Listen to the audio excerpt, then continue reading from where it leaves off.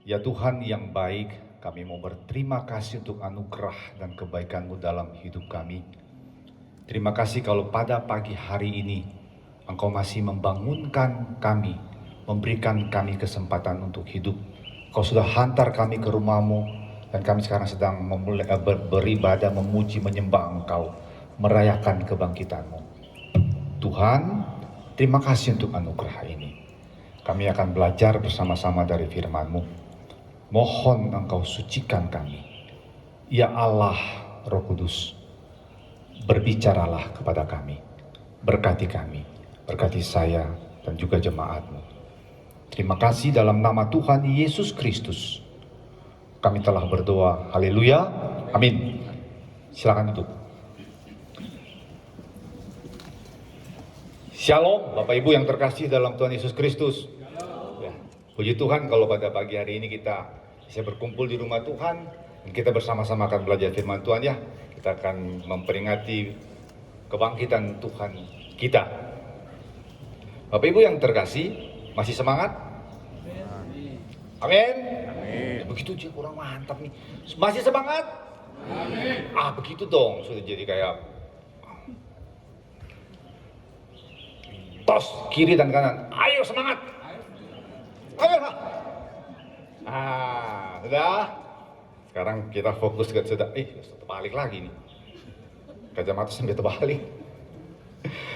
Kita akan belajar dengan tema yang diberikan kepada saya, mengasihi tanpa mengerti. Ya, mengasihi tanpa mengerti, yang terambil dari Yohanes pasal yang ke-20 ayat 1 sampai 10. Yohanes 20 ayat 1 sampai dengan 10. Saya akan bacakan untuk kita ya. Kebangkitan Yesus. Pada hari pertama minggu itu, pagi-pagi benar, ketika hari masih gelap, pergilah Maria Magdalena ke kubur itu, dan ia melihat bahwa batu telah diambil dari kubur. Ia berlari-lari mendapatkan Simon Petrus dan murid yang lain yang dikasihi Yesus, dan berkata kepada mereka, Tuhan telah diambil orang dari kuburnya, dan kami tidak tahu di mana ia diletakkan. Maka berangkatlah Petrus dan murid-murid yang lain itu ke kubur. Keduanya berlari bersama-sama, tetapi murid yang lain itu berlari lebih cepat daripada Petrus, sehingga lebih dahulu sampai di kubur. Ia menjenguk ke dalam dan melihat kain kafan terletak di tanah, akan tetapi ia tidak masuk ke dalam. Maka datanglah Simon Petrus lalu menyusul dia dan masuk ke dalam kubur itu. Ia melihat kain kafan terletak di tanah, sedang kain peluh yang tadinya ada di kepala Yesus tidak terletak dekat kain kafan itu, tetapi agak di samping di tempat yang lain yang sudah tergulung. Maka masuklah juga murid yang lain yang lebih dahulu sampai di kubur itu, dan ia melihatnya dan percaya. Sebab selama itu mereka belum mengerti isi kitab suci yang mengatakan bahwa ia harus bangkit dari antara orang mati. Lalu pulanglah kedua murid itu ke rumah. Demikianlah bunyi firman Tuhan. Bapak Ibu yang terkasih dalam Tuhan Yesus Kristus, berbahagialah setiap kita yang dalam kehidupan kita setiap hari kita membaca dan merenungkan firman Tuhan. Amin. Amin. Kita akan mulai Bapak Ibu. Saya mulai dengan ini. Gimana? Kok udah jalan?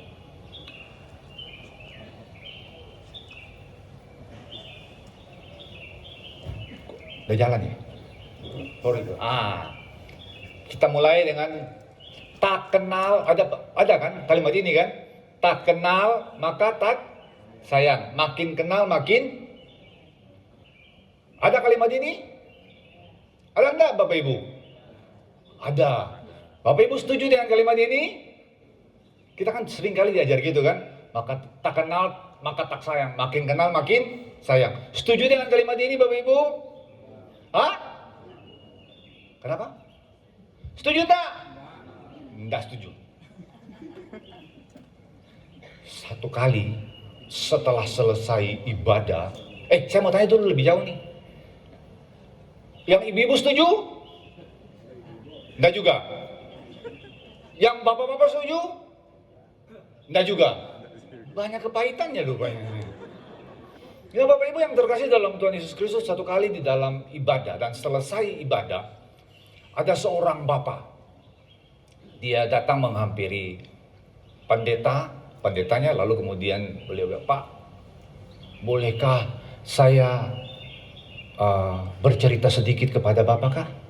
"Oh boleh, mari ke dalam kamar, ke dalam ruang saya secara pribadi." Lalu masuklah ke dalam ruang itu, lalu kemudian mulai bercerita. Si Bapak kemudian sharing, pakai istilah sharing. Begini Pak, saya mau sedikit berkeluh kesah. Oh, keluh kesah apa? Begini Pak, waktu saya pacaran saya tuh kurang memperhatikan hal ini. Tapi setelah menikah dan sekian tahun, baru saya mulai menyadari tentang istri saya. Saya semakin kenal, saya semakin menyadari, dan saya mau berkeluh kesah sedikit Pak. Oh, apa yang akan Bapak keluhkan tentang istri Bapak kepada saya? Begini Pak, saya itu kalau bersama-sama dengan istri saya dan kami pergi ke mall, saya kayak pikul salib Pak. Oh, kenapa bilang kalau ke mall sama istri pikul salib? Begini Pak, kalau istri saya tuh mau beli baju satu Pak, dia masuk ke satu toko, dia ambil 3-4 baju yang dia senang, lalu dia ukur, dia keluar, dia bilang sama saya, "Papa, cocok enggak?" Ya, terus sampai ke 4 baju. Setelah itu dia kumpulkan, dia kembali ke tempat. "Beli enggak?" Oh, itu pengakuan yang tulus itu loh. Masuklah ke toko yang kedua. Hal yang sama dilakukan. "Beli enggak?" "Belum." Sampai toko yang keberapa? Kalau budaya Ibrani itu 7 itu angka sempurna. Ya kurang lebih 7 toko lah. Dia datang ke toko yang ke-7, dia pilih baju-baju yang menurut dia cocok. Lalu setelah itu dia ukur, dia tunjukin sama suaminya. Suaminya bilang, ini yang paling cocok." "Masa sih Pak?" "Iya, ini paling cocok." Kenapa suaminya bilang paling cocok? Soalnya suaminya sudah mumet. Sudah ke-7 dia stop, dia bilang, "Pak, kayaknya di toko yang pertama itu yang..." Ini penuh pergumulan, ini pengalamannya banyak. Toko yang pertama itu yang cocok. "Ayo kita turun ke bawah." Suaminya sudah mau semaput. Turun lagi ke bawah. Suaminya harus ikut. Kalau suaminya tidak ikut, dibilang apa? Kurang sayang. Matang sungguhan. Penuh pengalaman di sini rupanya. Lalu kemudian suaminya turun ke bawah. Lalu sampai di bawah, apakah langsung beli? Tidak juga. Ambil lagi lalu diukur. Lalu, "Papa, kayaknya ini bagus Pak. Cocok enggak?" "Iya cocok." "Yakin Pak?" Jangan mau demi menyenangkan hati mama lu. Kan gitu kan? "Iya cocok. Wes, yakin?" Diputar-putar. "Ya wes, sudah kita pergi beli." "Pak, kok saya semakin hari semakin kenal istri saya tambah mumet Pak. Apalagi kalau ke mall Pak. Saya tuh rasa pergumulan terberat salah satunya di mall Pak. Saya sudah putar-putar keliling, istri saya cari baju seperti gitu. Saya itu sudah malu saya sudah malu kepada pegawai toko. Yang kedua Pak, kaki saya itu sampai cokot-cokot Pak. Tapi istri saya itu lincah kayak kijang Pak. Gitu. Kok bisa ya Pak ya? Kenapa bisa begitu Pak? Bapak pendetanya ngomong, "Ya itulah wanita. Kenalilah istrimu baik-baik. Memang wanita itu punya karunia khusus di mall. Kita tidak diberi karunia itu. Kita pria kalau ke mall, jalan kaki kita memprotol rasa-rasa. Wanita ketika di mall, karunia kaki mereka yang kuat itu muncul. Jadi mereka bisa putar keliling mall tanpa rasa capek. Sementara kaki kita mau lepas rasa-rasa, mau lepas. Ya tapi itulah istri kita. Sayangi dia, kenali dia, sayangi dia. Lihatlah itu sebagai Bapak membuat pengorbanan yang menurut Bapak tadi pikul salib. Itu sebagai bentuk cinta Bapak kepada dia. Kenali dan sayangi dia dengan baik. Nah Bapak Ibu yang terkasih di dalam Tuhan Yesus Kristus. Itu cerita tentang keluarga. Tak kenal maka tak sayang, makin kenal makin kenal makin sayang. Setuju? Belum tentu setuju. Tapi biarlah kita setuju ya. Kita anak Tuhan, kita sudah komitmen dalam keluarga.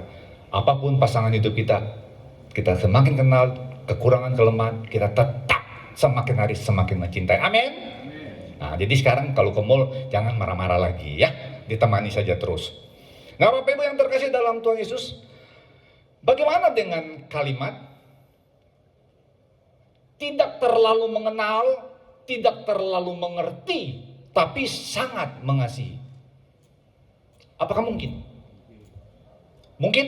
Mungkin, Bapak Ibu yang terkasih di dalam Tuhan Yesus. Kita berangkat dengan cerita tentang Maria Magdalena. Nah, Bapak Ibu yang terkasih dalam Tuhan Yesus Kristus, Maria Magdalena itu adalah salah satu wanita yang merupakan orang yang terdekat di dalam kelompok Tuhan Yesus dan murid-muridnya. Ya. Alkitab tidak pernah memberitahukan dengan jelas kapan Maria dan berapa waktu panjang Maria itu bersama-sama dengan Tuhan Yesus. Berapa lama tidak diberitahukan. Tetapi Maria itu pertama kali mulai mengikut Tuhan Yesus setelah Tuhan Yesus menolong dia, melepaskan dia dari sekumpulan roh jahat yang mengikat dia. Setelah itu dia mulai dengan setia mengikuti Tuhan Yesus. Dia bersama-sama dengan wanita yang lain melayani kebutuhan Tuhan Yesus, menolong Tuhan Yesus di dalam pelayanan dia. Itu dilakukan oleh Maria. Berapa panjang Alkitab tidak mengatakan, tapi kemungkinan antara 2 sampai 3 tahun. Jadi Maria ini kemanapun Tuhan Yesus pergi, kebanyakan Maria ada di sana. Tuhan Yesus mengajar, dia ada di sana. Tuhan Yesus di sini, dia ada di sini. Bahkan ketika Tuhan Yesus disalib, dia ada di situ. Tuhan Yesus mati dan kemudian dikuburkan, dia juga ada di situ dan dia tahu dengan tepat di mana kuburan daripada Tuhan Yesus. Nah, dari situ kemudian kita berangkat bersama-sama. Dia dengan begitu kasih sayang, dia memperhatikan kebutuhan Tuhan Yesus. Dia mengikuti Tuhan Yesus dan murid-muridnya. Dia mencukupi mereka dengan apa yang ada yang dia punyai. Dia melayani Tuhan Yesus dan murid-muridnya dengan begitu baik. Bahkan sampai ketika disalibkan, mati dan dikuburkan, dia ada di tempat tersebut. Itu menunjukkan betapa Maria ini adalah seorang yang sangat mengasihi dan mencintai Tuhan Yesus, yang sudah begitu mengasihi, mencintai dia dan melepaskan dia dari sekumpulan roh jahat. Di hati Maria ada hati yang penuh cinta, hati yang penuh kasih, hati yang tahu berterima kasih kepada apa yang Tuhan Yesus sudah lakukan dalam hidup dia. Sebagai bentuknya, dia melayani dengan setia. Bahkan sampai di dalam ketika Tuhan Yesus dikuburkan, mati dan dikuburkan, dia ada di sana. Nah, perhatikan baik-baik. Ketika Tuhan Yesus, Maria bersama-sama dengan Tuhan Yesus, dia itu banyak mendengar ajaran-ajaran Tuhan Yesus. Jadi selain 12 murid, Maria ini adalah salah satu orang yang banyak sekali mendengar ajaran-ajaran Tuhan Yesus. Dan salah satu ajaran yang sering kali diulang-ulang oleh Tuhan Yesus adalah tentang kematian dia dan juga kebangkitan dia.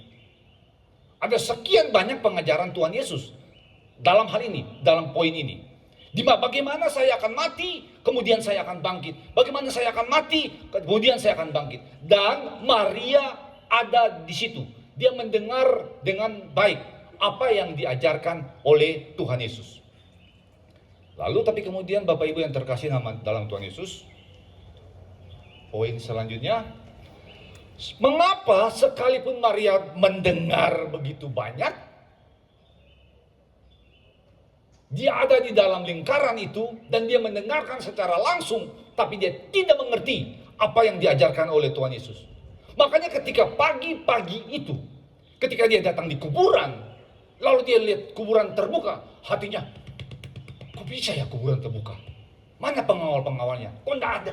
Ada apa sebenarnya nih? Lalu dia pelan-pelan jalan. Dia sampai ke dalam kuburan, dia mau melihat. Mudah-mudahan walaupun batu itu sudah bergeser, semoga jenazah guru ini masih ada di tempat ini. Namun ketika dia masuk ke dalam, dia lihat bahwa sudah tidak ada jenazah dari Tuhan Yesus. Dia langsung sedih, dia menangis sekali. Karena bagi dia bahwa jenazah itu sudah dicuri atau diambil orang lain. Dia sedih. Kesedihan yang begitu mendalam.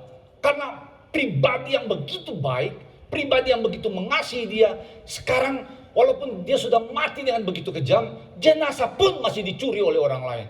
Aduh, betapa jahat, kejamnya orang yang melakukan hal ini. Perhatikan itu.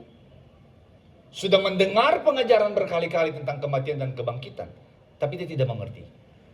Pengajaran itu tidak masuk, dan dia masih menganggap Tuhan Yesus mati dan jenazahnya diambil oleh orang lain. Slide selanjutnya. Kenapa bisa begitu? Kenapa Bapak Ibu?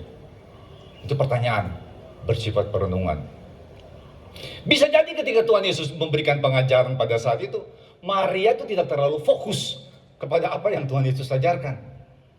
Dia tidak terlalu fokus dengan ajaran Tuhan Yesus. Oh, dia sibuk melayani. Dia sibuk menyiapkan makanan.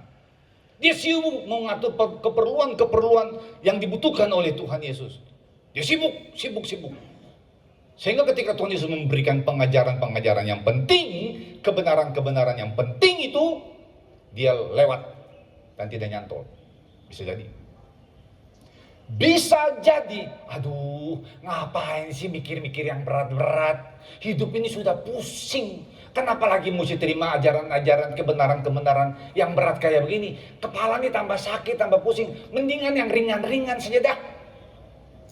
Sehingga kurang konsentrasi ketika Tuhan Yesus memberikan pengajaran. Lebih baik menyanyi, memuji Tuhan.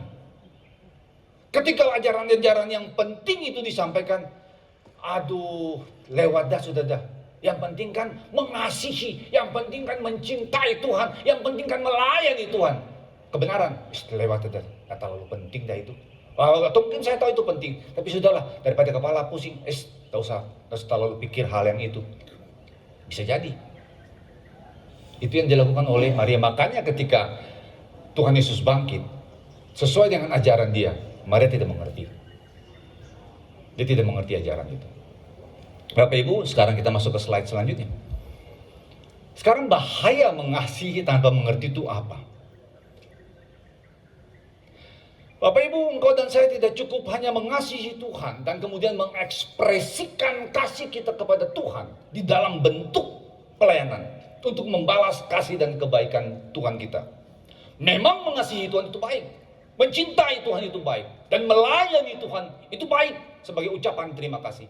Tetapi itu tidak cukup kalau kita tidak mengerti kebenaran itu dengan baik. Mengapa Bapak Ibu yang terkasih? Mengapa kita harus bertumbuh ya dengan semakin mengenal Allah melalui kebenaran-kebenaran di dalam firman Tuhan yang kita dengar dan kita renungkan. Mengapa itu penting? Karena kalau tidak, slide selanjutnya Bapak Ibu, engkau dan saya akan mudah tersesat dan mudah disesatkan. Hati-hati dengan itu. Mengasihi Tuhan, oh luar biasa, itu penting. Mencintai Tuhan, oh luar biasa. Melayani Tuhan, itu sangat baik. Tapi itu tidak cukup. Engkau dan saya dituntut dan harus menuntut diri untuk mengenal kebenaran itu dengan baik. Kalau tidak, ingat baik-baik, engkau dan saya akan sangat mudah disesatkan. Loh kok bisa? Iya, Tuhan Yesus sebelum mati di Matius pasal 24 sudah memperingatkan itu. Kalau Billy memperingatkan, Bapak Ibu melewatkan saja, karena belum tentu terjadi. Bisa jadi itu isapan jempol. Tetapi kalau Tuhan Yesus yang memberi peringatan, bahwa penyesatan itu pasti terjadi sebelum kedatangan saya yang kedua kali. Perhatikan baik-baik. Itu pasti terjadi. Itu pasti tergenapi. Bahkan setelah Tuhan Yesus, Paulus memperingatkan dengan tajam juga di surat-surat di Timotius. Murid-murid Tuhan Yesus semua yang penulis-penulis kebanyakan memberikan peringatan. Hati-hati hai anak-anak Tuhan. Karena sebelum Kristus datang kedua kali, engkau akan dicari dan kemudian engkau akan berusaha disesatkan. Ingat itu baik-baik. Itu tantangan dan pergumulan, kita harus hati-hati. Saya kurang tahu di kota Palembang, tapi saya mau cerita tentang Malang. Di Malang itu Bapak Ibu, setiap hari ya ada sekumpulan anak-anak muda ya yang gagah-gagah, dan mereka selalu naik sepeda, baju mereka putih, celana mereka hitam, hampir seperti Bapak Ibu majelis. Tapi yang pasti bukan ini lah, itu yang di Malang sana gitu loh ya. Mereka naik sepeda, mereka punya emblem hitam di sini. Ada beberapa orang bule juga bersama-sama dengan mereka naik sepeda, dan mereka setiap hari begitu bersemangat. Apa yang mereka lakukan Bapak Ibu? Mereka mencari rumah-rumah orang Kristen, mencari pemuda-pemuda Kristen, kemudian mereka menyampaikan kebenaran versi mereka. Kamu tanya Bapak Ibu sama saya, tanya mereka, kamu siapa? Agamamu apa? Oh, Kristen. Saya percaya firman Tuhan. Dia akan ngomong seperti begitu. Itu memang cara pendekatannya. Tapi kemudian dia akan pelan-pelan tangkap kita, lalu dia akan masuk ke dalam, dia bawa kita dulu dengan firman Tuhan, untuk kutip, karena dia tahu kita itu kebutuhan pertama kita, dan kita hormat. Setelah itu dia akan bawa belok, mengikuti keinginan dia. Itu pola yang sama terjadi dalam penyesatan. Dia akan pakai sepatu Anda dan saya, kemudian dia akan paksa engkau dan saya pakai sepatu dia. Ketika itu terjadi, engkau dan saya sudah tidak sadar, kita sudah masuk jauh hidup jauh dari kebenaran. Siapkah engkau dan saya menghadapi mereka itu? Oh, di sana benar-benar aktif mereka bekerja, masuk mencari orang-orang anak-anak Tuhan yang bisa mungkin mengikuti ajaran mereka. Jangan anggap remeh itu Bapak Ibu. Sebelum kesini saya sempat lihat-lihat Facebook. Sekarang ada muncul tren baru, pendeta berdoa memberkati jemaatnya dengan memberikan cium.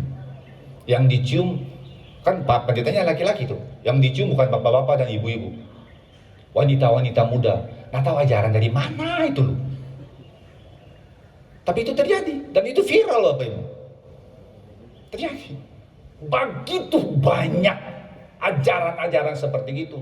Hari ini ada banyak ibu-ibu yang berjalan dari rumah ke rumah untuk menyampaikan ajaran mereka, yang menurut mereka seperti sama dengan kita, tapi sebenarnya sudah melenceng jauh dari apa yang Tuhan tuntut dan Tuhan inginkan. Siapkah Bapak Ibu dan saya menghadapi itu? Jangan anggap remeh itu.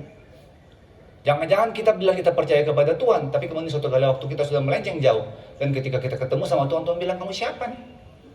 Kamu ngaku tapi bukan milik umat saya kok. Kamu percaya kebenaran yang mana nih? Habislah kita. Selesai lagi. Hati-hati Bapak Ibu. Bapak Ibu, bagaimana kita bisa menghadapi pengajaran-pengajaran seperti begini? Kalau kita hanya dengan saya sangat mengasihi Tuhan, tapi saya tidak mau terlalu peduli dengan kebenaran yang diajarkan. Slide yang ke-8. Bapak Ibu perhatikan, orang Kristen yang sangat mengasihi Tuhan, tapi kurang pengetahuan akan kebenaran, justru akan yang sangat gampang dipengaruhi dan ditipu. Kenapa? Mereka baik. Kenapa? Mereka polos. Tapi mereka kekurangan pengetahuan itu, kompas yang benar itu mereka tidak punya. Kurang sekali. Makanya kalau ada orang datang bicara tentang kebenaran firman Tuhan menurut versi mereka, orang Kristen yang baik hati ini, yang polos, yang penuh cinta kasih ini akan haleluya, amin. Biar keliru pun apa? Haleluya, amin. Padahal sudah salah nih. Pokoknya ikut-ikutan, ikut rame, haleluya amin, tapi sudah jauh sekali. Ini banyak Bapak Ibu yang sudah jadi korban itu banyak. Di sini kita melihat bahwa betapa pentingnya kebenaran itu. Walaupun dia bikin kita tidak gampang untuk memahaminya, tapi mau tidak mau, tidak ada tawaran, engkau dan saya harus belajar itu dengan baik. Kalau tidak, engkau dan saya akan menjadi korban selanjutnya. Hati-hati. Masuk slide selanjutnya, Bapak. Perhatikan baik-baik. Strategi iblis di dalam menjatuhkan anak-anak Tuhan, mulai dari zaman Tuhan Yesus, ya, dari zaman Adam, nanti sampai kiamat itu ya, itu akan pakai apa? Senjata utama iblis di dalam menjatuhkan anak-anak Tuhan, dia pakai apa? Ini loh, firman Tuhan. Adam dan Hawa dia duluan. Dia kutip firman, dia kutip perkataan Allah, tapi dia cuma kutip separuh.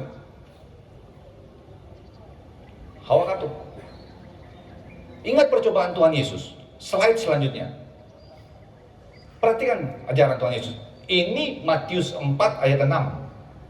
Saya akan bacakan Mazmur 91 ayat 11. Untuk Bapak Ibu. Bapak Ibu perhatikan yang di depan. Bapak Ibu perhatikan depan. Saya akan baca Mazmur 91 ayat 11. Sebab malaikat-malaikatnya akan diperintahkannya kepadamu untuk menjaga engkau di segala jalanmu. Sama Bapak Ibu? Mereka akan menatang engkau di atas tangannya supaya kakimu jangan terantuk kepada batu. Itu ayat 12. Sama enggak? Sama enggak?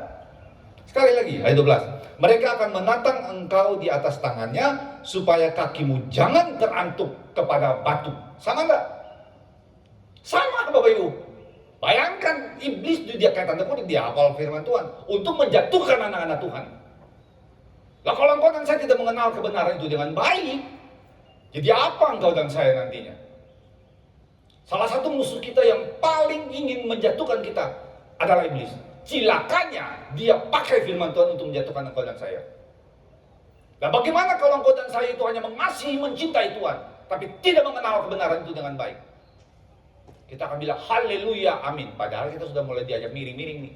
Motifnya berubah, penafsirannya berubah, katanya sama, dan tidak sesuai dengan apa yang Tuhan inginkan. Sudah miring gak ada karuan, Bapak Ibu yang terkasih. Mengapa harus pakai firman Tuhan untuk menjatuhkan anak Tuhan? Mengapa? Mengapa orang-orang yang menyesat dan membuat kesesatan itu dia pakai firman Tuhan? Dia masuk pertama-tama dengan kata firman Tuhan. Dan dia akan pakai Alkitabnya kita ini sama-sama. Tapi kemudian dia akan masuk menggunakan kitabnya dia. Pola itu selalu sama. Dan kenapa iblis harus pakai firman Tuhan juga? Untuk berusaha menjatuhkan Tuhan Yesus. Mengapa Bapak Ibu? Kita harus pikir itu Bapak Ibu. Gak enak, agak berat saja di pikiran kita. Tapi harus dipikirkan. Supaya kita jangan katut. Tahu-tahu kita sudah kita ke neraka. Gara-gara sudah salah. Slide Bapak Ibu. Iblis menggunakan firman Tuhan untuk menyesatkan kita. Karena iblis tahu otoritas anak-anak Tuhan. Itu firman Tuhan. Otoritas tertinggi yang mengatur hidup kita. Itu firman Tuhan. Dia tahu itu dengan sangat baik. Makanya dia perlu pakai itu. Tapi dibuat miring-miring. Ditafsir miring-miring. Supaya engkau dan saya mengikuti kemauan dia. Dan bukan mengikuti kemauan yang Allah mau sesungguhnya. Serem kan? Siapa yang berani melawan ini? Kalau engkau dan saya sebagai anak Tuhan, kita tidak akan berani main-main sama perintah dari sini. Makanya kita suka bilang, ya, amin, haleluya. Padahal belum tentu itu benar. Hati-hati Bapak Ibu yang terkasih dalam Tuhan Yesus Kristus. Apalagi sekarang ini kan banyak WA beredar, betul tak? Hari ini banyak apa? WA lalu apa? Renungan-renungan. Yakin itu betul? Bapak Ibu, teologi, ajaran kebenaran itu dia tidak butuh satu kalimat yang panjang. Dia hanya butuh satu kata untuk buat kita melenceng.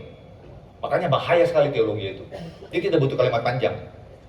Allah, apakah ada yang mengatakan Allah menghendaki manusia jatuh ke dalam dosa? Apakah Allah menghendaki? Cuma kata menghendaki sama mengizinkan saja itu sudah beda jauh. Bapak Ibu bisa lihat itu betapa menakutkan sekali. Ini firman Tuhan. Tapi ini bisa disalahgunakan. Kalau engkau dan saya tidak hati-hati, kita akan ikut katup, melenceng. Sudah jauh dari Tuhan. Hati seolah-olah mencintai Tuhan. Tapi karena pengetahuan firman Tuhan itu kurang, itu bagian yang mematikan daripada kita. Kalau kita tidak hati-hati di bagian itu. Mau dan tidak mau, engkau dan saya harus bertumbuh. Mengenal kebenaran itu dengan baik. Kalau tidak kita katup. Sekarang pertanyaannya begini. Bagaimana sih cara tahu bahwa ini kebenaran, ini firman Tuhan yang benar, ini ajaran yang benar, ini ajaran yang tidak benar. Bagaimana cara tahunya? Kan PR-nya begitu kan? Jawabannya kan begitu, betul Bapak Ibu? Betul. Kita main sulap. Bapak Ibu, di tangan saya ini ada uang. Uang berapa?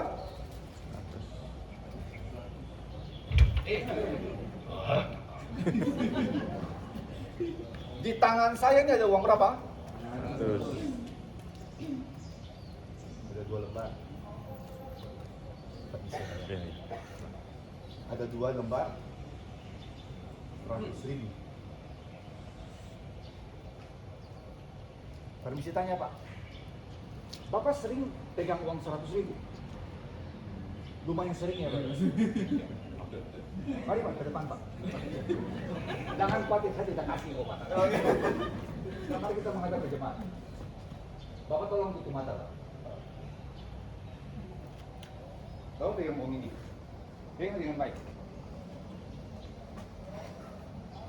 Sudah? Oke, saya ambil Pak. Saya rugi Pak kalau Bapak ambil. Saya kasih yang kedua. Bapak pegang ini. Sudah? Sudah lihat? Sekali lagi. Jangan buka mata Pak. Ini yang uang pertama. Pegang dengan baik. Sudah? Saya ambil. Saya kasih uang ini. Sudah? Oke. Ini yang kedua. Silakan Bapak buka mata Pak. Yang mana yang asli? Yang pertama atau yang kedua? Pertama Yang atau kedua? asli. Iya. Yang pertama. Yang pertama. Iya. Ini yang pertama nih. Ini yang kedua. Oh, pertama asli. Tadi bilang yang pertama kan? Yang pertama. Yang betul, yang benar pertama. Ya. Bukan yang kedua. Kelihatan mirip kan? Dari belakang tuh mirip.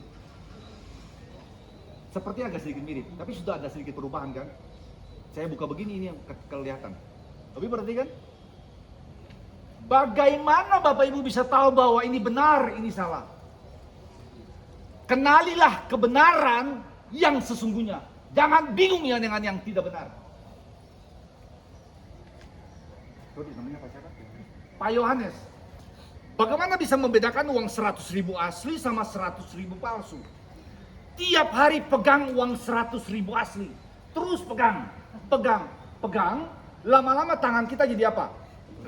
Peka dengan yang asli. Silakan duduk Pak. Kasihan Pak. Lama-lama tangan kita yang biasa pegang 100.000 asli, dia akan peka sekali. Sehingga ketika kita pegang uang 100.000 palsu, langsung kita tahu. Jangan bingung dengan yang palsu, bukan. Fokus, investasi waktu, tenaga dan pikiran untuk mengenal yang asli. Hal yang sama Bapak Ibu, kalau engkau dan saya belajar firman Tuhan dan fokus benar-benar dengan kebenaran yang sesungguhnya, yang diajarkan di dalam gereja kita, diajarkan oleh orang-orang yang bertanggung jawab, kembangkan dan tumbuhkan kebenaran-kebenaran itu. Maka ketika kebenaran yang tidak benar itu, yang abu-abu itu dia masuk, Bapak Ibu tidak terlalu bingung. Palsu. Ini bukan kebenaran yang sesungguhnya. Selesai. Karena kita sudah peka dengan yang Asli. Itu caranya Bapak Ibu. Sesimpel itu caranya. Nah, Bapak Ibu, yang selanjutnya kita belajar. Slide selanjutnya. Perhatikan baik-baik, fondasi kebenaran itu salah, ya. Bangunan iman itu akan ikut salah, dia akan miring. Ketika bangunan itu mulai miring, itu akan diikuti oleh perkataan dan perbuatan. Benar enggak? Benar enggak Bapak Ibu? Saya cerita, satu kali waktu saya dengan ada 2 orang, kami jalan-jalan. Lalu salah seorang bapak ini tuh ngomong begini, saya akan memberikan persembahan untuk gereja, dia di gereja tertentu. Akan memberikan persembahan. Saya tidak punya uang yang banyak. Ini uang saya sudah saya simpan. Dan saya akan memberikan persembahan kepada Tuhan. Saya diam saja. Dia ngomong sama temannya, "Oh, kenapa kamu begitu kok?" "Sebab saya percaya ketika saya memberikan persembahan ini, Tuhan akan menggantikan berlipat kali ganda." Amin. Untung dia jawab amin. Sejak kapan ajaran itu benar? Itu sering keluar di radio, di Malang tuh radio itu yang bicara tentang itu tiap hari Bapak Ibu. Sampai saya emosi dengar, jengkel. Masa sih ajaran cuma ini tentang berkat, uang. Kamu memberikan persembahan kepada Tuhan, maka Tuhan akan memberkati engkau dengan berlimpah ruah. Apa benar ajaran itu Bapak Ibu? Ingat baik-baik, apa yang ada dalam hidupmu itu Tuhan titipkan. Itu bukan milikmu, itu pemberian Allah, itu anugerah Allah. Ya, itu Allah berikan kepada engkau, sumbernya itu Allah. Masa sekarang engkau datang kepada Allah yang sudah begitu baik kepada engkau, yang memberikan engkau dan memelihara engkau, semua itu milik Allah. Allah itu penguasa alam dan semesta, semua itu milik Allah. Lalu kemudian engkau bilang, saya mau memberikan persembahan kepadamu Tuhan, supaya nanti engkau memberikan saya persembahan, memberikan saya berkat yang lebih. Jadi persembahan bukan dilihat lagi sebagai pengucapan syukur untuk kebaikan Tuhan, tapi dilihat seperti apa? Umpan. Keterlaluan enggak Bapak Ibu? Tuhan kok dibuat kayak begitu tuh?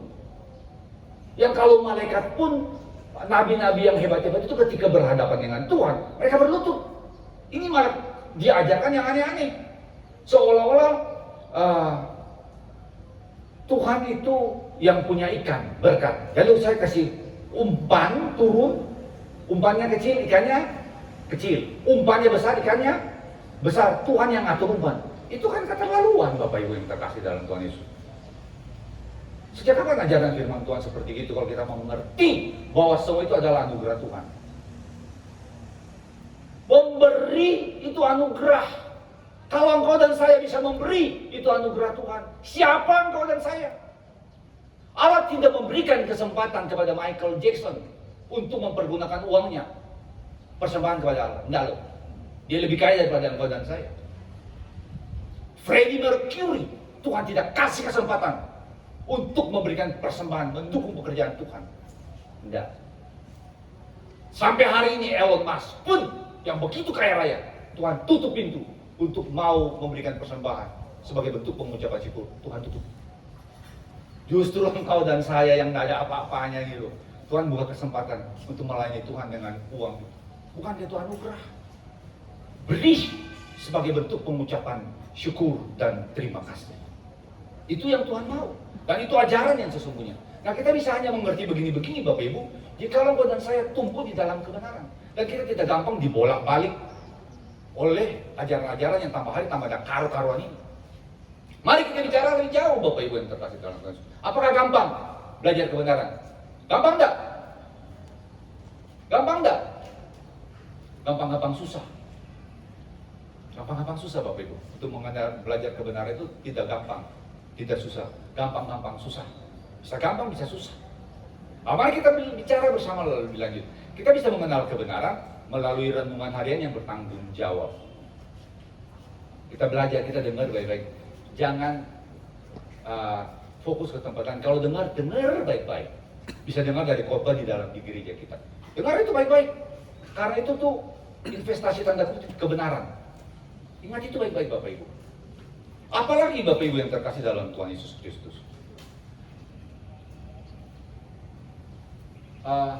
Sekarang ini dari dosen-dosen saat itu ada yang beberapa memberikan renungan. Dengar itu juga. Mereka kirim renungan, salah satunya Benny Solini itu. Dengar, renungannya sangat baik.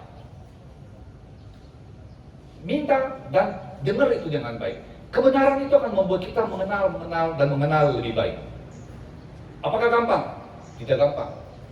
Bahkan di gereja, Bapak Ibu, ya, di gereja, saya mau cerita nih. Waktu nyanyi puji Tuhan semua semangat enggak? Semangat enggak? Ngantuk enggak? Udah ngantuk. Kapan ngantuk? Kan? Oh, waktu apa? Hah? Malaikat. Jujur sekali. Waktu firman? Nah, ngantuk. Betul? Amin.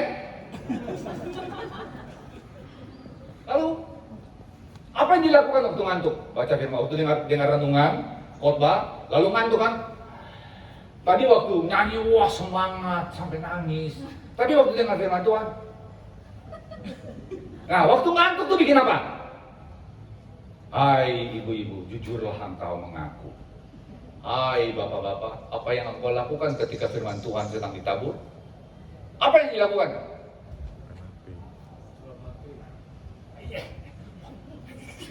Keras-keras. Bapak ini bilang, HP. Saya bilang, ojo keras-keras. Saya cerita. Ketika firman Tuhan disampaikan, permisi ya Pak ya.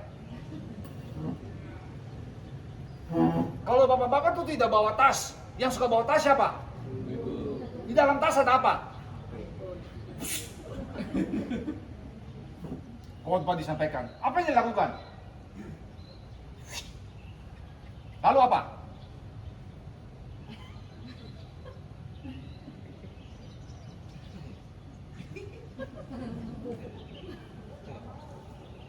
Aneh ya? Waktu firman Tuhan ngantuk. Tapi waktu firman Tuhan lihat HP, apa? Matanya menyala. Itu terjadi. Saya buka rahasia sedikit nih. Bocoran di surga. Bocoran di surga. Saya yakin Bapak Ibu belum tahu. Tahu buka bocoran. Bapak Ibu tahu enggak, di surga kalau setiap kali ibadah di muka bumi selesai, di surga ada akan rapat malaikat. Tahu? Tahu enggak? Luar serius nih. Tahu enggak? Nggak tahu. Nah, tahu buka rahasia nih. Setiap kali ibadah di muka bumi selesai, di surga mengadakan rapat evaluasi ibadah. Yang pimpin siapa? Malaikat Mikael. Seluruh malaikat di seluruh muka bumi yang menghadiri ibadah disuruh datang rapat. Kayak begini kira-kira. Lalu kalian memberikan, lalu Bapak Malaikat Mikael memberikan masukan, memberikan perintah. Silakan kalian memberi masukan. Apa yang dilakukan oleh jemaat-jemaat ketika beribadah. Oh Pak, banyak yang sekarang lihat handphone waktu khotbah. Waktu nyanyi mereka nyanyi semangat. Waktu dengar firman Tuhan mereka lihat handphone. Bahkan ada yang sudah tidak sungkan-sungkan lihat YouTube, TikTok, Facebook, Instagram. Sudah tidak ada sungkan. Yang sungkan dia lewat tas dalam tasnya. Gitu. Oh gitu ya? Iya. Mereka tuh kira kami tidak tahu. Mereka tidak tahu kalau setiap kali ibadah ada malaikat yang melihat dengan baik itu apa yang dilakukan oleh jemaat. Mereka kira kami tidak lihat, Pak. Tapi kami padahal kami sedang memperhatikan jemaat sedang beribadah nih. Apa yang mereka lakukan nih kira-kira? Oh, itu Ibu Anita. Di sini ada Ibu Anita? Tidak ada? Ada. Hadir pagi ini? Angkat tangan Ibu Anita. Itu ya Ibu Anita dan Pak Robert. Setiap kali khotbah selalu lihat handphone. Pak, izin. Loh kenapa? Ada malaikat yang sedikit emosi. Izin. Bolehkah kami memberikan mereka sedikit hukuman? Maksudnya apa? Kami sudah tidak tahan ini nih. Kita kan punya kuasa lumayan nih. Kita ingin buat mereka hukuman supaya kapok. Waktu khotbah tidak dengar firman. Waktu khotbah supaya fokus ke firman Tuhan. Kira-kira kamu mau bikin mereka apa? Kita bikin mereka punya mata turun naik 10 sampai 20 menit begitu. Lumayan kan? Mereka punya kuasa sampai ke situ enggak? Punya Bapak Ibu. Bapak Ibu maksudnya itu apa? Jangan engkau dan saya berpikir bahwa Allah tidak tahu. Terbalik lagi nih. Bahwa Allah tidak tahu engkau dan saya sedang melakukan apa tahu. Nah, salah satu kita cara bereaksi ketika mendengar firman Tuhan dengan cara seperti itu yang membuat engkau dan saya seringkali tidak bisa mengenal kebenaran dengan baik. Bukan cuma itu, kedaginganmu dan kedaginganku itu akan berusaha membuat engkau dan saya tidak fokus kepada firman Tuhan. Kedagingan itu apa? Kita kan suka bilang kedagingan kan? Kedagingan. Keinginan daging. Apa itu keinginan daging sebenarnya? Apa istilah itu? Istilah itu maksudnya apa? Begini Bapak Ibu. Ketika engkau dan saya belum percaya kepada Tuhan Yesus, di dalam diri setiap orang itu ada satu kuasa. Saya pakai istilah itu. Ada satu kuasa yang menjadi raja dalam hidupmu. Dia membawa engkau jauh daripada Tuhan. Tetapi ketika engkau menerima Kristus dan Kristus mati di kayu salib, dia bangkit, kuasa itu dikalahkan. Tetapi dia tetap ada. Dia sudah tidak menjadi raja dalam hidupmu, tapi dia tetap ada di dalam dirimu. Dia akan berusaha mengganggu engkau ketika engkau berusaha untuk dekat dan mengasihi Tuhan. Maka ketika engkau sedang mau belajar firman Tuhan, dia akan mengganggu engkau supaya engkau tidak lagi mau belajar firman Tuhan. Makanya jangan kaget ketika engkau dan saya belajar firman Tuhan, kita bisa ngantuk. Apakah ngantuk itu kebetulan? Oh tidak. Kedagingan itu, dia akan berusaha membuat engkau dan saya ngantuk. Dia akan berusaha mengganggu engkau dan saya supaya tidak fokus kepada firman Tuhan. Jahat sekali dia, kuasa itu. Dia ada dalam diri engkau dan saya. Dia akan berusaha membuat supaya ketika lihat firman Tuhan mau belajar, handphone berbunyi. Lalu kita mulai lihat kepada handphone. Hati-hati. Lawan dia. Hadapi dia dengan kuasa firman Tuhan, dengan kuasa Roh Kudus. Sampai engkau dan saya bertemu dengan Tuhan, baru kuasa itu akan hilang. Kedagingan itu akan kalah ketika kita mati. Tapi selama kita hidup, dia akan berusaha menjauhkan engkau dan saya daripada firman Tuhan, daripada mengikut Tuhan. Itu kedagingan itu. Makanya jangan kaget kalau ada orang seolah-olah dia tiba-tiba mengasihi Tuhan, tiba-tiba dia hilang. Di situ perang melawan kedagingan. Ya Bapak Ibu, mari engkau dan saya mengenal Tuhan. Bukan cuma kita mencintai, mengasihi Tuhan, tapi mengenal kebenarannya dengan baik. Supaya engkau dan saya bisa hidup dengan cara yang benar, dengan kebenaran yang benar, dan menyembah Tuhan dengan yang benar. Dan kita juga bisa menjaga diri kita dari ajaran-ajaran yang tidak benar. Supaya kita satu kali waktu rame-rame bisa reuni di surga. Karena kita sudah jaga hidup kita dengan kebenaran itu, menjaga diri kita dengan kebenaran itu, menjaga keluarga kita dengan kebenaran itu. Dan kita hidup di dalam kebenaran itu. Mari Bapak Ibu. Tidak gampang. Lakukan terus. Tidak ada tawar-menawar di sana. Supaya kita bisa finish dalam kehidupan kita dengan kebenaran itu sendiri. Jangan tiba-tiba kita sudah hilang. Karena kuasa itu terus bekerja. Menarik anak-anak Tuhan yang polos, yang cinta Tuhan, tapi yang memiliki kebenaran yang dangkal sekali. Hati-hati, kenali itu, belajar itu. Supaya ketika yang tidak benar itu datang, engkau dan saya sudah peka, ini tidak benar. Saya tidak mau mengikutinya. Maukah Bapak Ibu? Amin Bapak Ibu? Mari kita berdoa. Tuhan tolong kami. Kami tahu tidak gampang. Tapi kami memang harus mengenal kebenaran. Supaya kami bisa hidup di dalam kebenaran. Dan kami bisa mawas diri terhadap yang tidak benar itu. Yang berusaha menarik kami keluar daripada hidup yang benar, yang dekat dengan Tuhan. Topang kami ya Tuhan. Berikan hati yang lapar dan haus untuk mengenal kebenaran yang sejati. Tolong kami Tuhan. Terima kasih.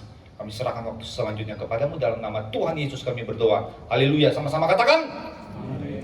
Tuhan Yesus memberkati kita semua. Amin. Nah itu begitu jawabnya.